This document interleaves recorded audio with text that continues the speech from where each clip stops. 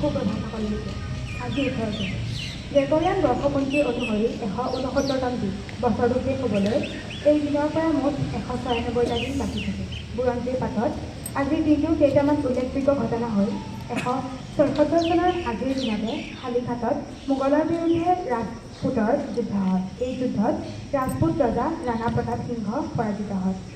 1857 চনৰ আজিৰ দিনতে বিখ্যাত বৰতোল যুদ্ধত ইংৰাজৰ হাতত নেপোলিয়ন বোনাপাৰ্ট পৰাজিত হৈ বন্ধ হয়। 1856 চনৰ আজিৰ দিনতে হিন্দু উত্তৰাধিকাৰী আইন গৃহীত হয়।